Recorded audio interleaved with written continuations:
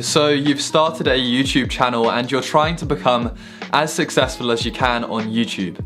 Now it's a very competitive space, and today I'm going to be showing you all of the skills and insider tips and tricks that I've learned over the last 5 years of doing YouTube that have helped me create a quality channel so that you can hopefully do the same. I'm Dylan, I've been doing YouTube for 5 years. I've gained over 46,000 subscribers in this time and over 7 million views. I've learned so many specific skills to do with YouTube, so many great insider tips and tricks that have taken me years to learn that I'm now going to share with you in this class, and hopefully you can use this insider information to really make progress with your YouTube channel and to create a quality, long-lasting, sustainable channel.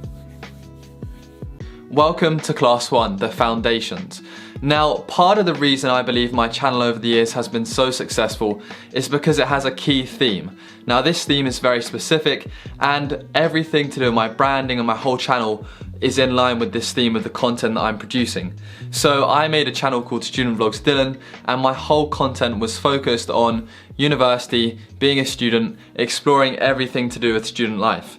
Now, one of the biggest mistakes I believe that people make when they start a YouTube channel is that they are very generic and inconsistent. Now, what I mean by this is, one day they might make a video on makeup, the next day they might make a video on productivity, the next day they might make a vlog, the next day they might do something completely different.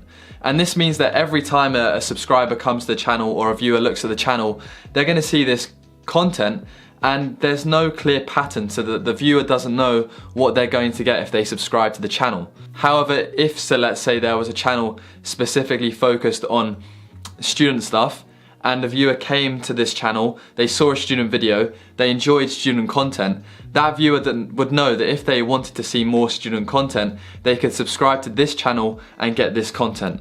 Whereas if everything was so random, when the viewer would go to the channel, they'd enjoy a video on a certain topic, but then they might not subscribe because they don't know if they subscribe that they're gonna ever get the same content again which they like. So I believe my channel became a success due to the specificity of my content. So for anybody who's serious about YouTube, intermediate and above, I believe that the step one in creating a long-lasting, sustainable channel is to look at your branding and your content. So what I mean by this is to take a look at what content you want to produce. I'd suggest choosing 3 topics along the lines of what your videos are going to be about, writing them down, and then sticking to them 3 content ideas while you're growing your channel. So for example, mine currently is student life, productivity/money, and acting. There are 3 areas that my channel is focused on. So when I was just at university, my channel was solely dedicated to student life, and that is when I saw the most growth. Now I've finished my economics degree,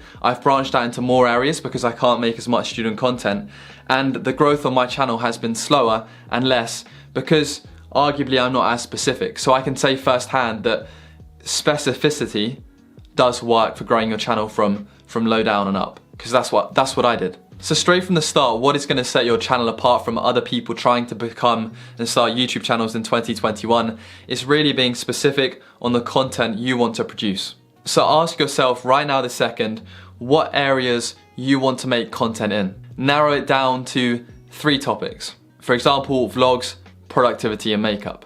Once you know this, you can streamline everything else surrounding your YouTube channel in line with the content, and it's going to work in a lovely circular loop going forward, but we're going to talk about that more in the next class, which is branding.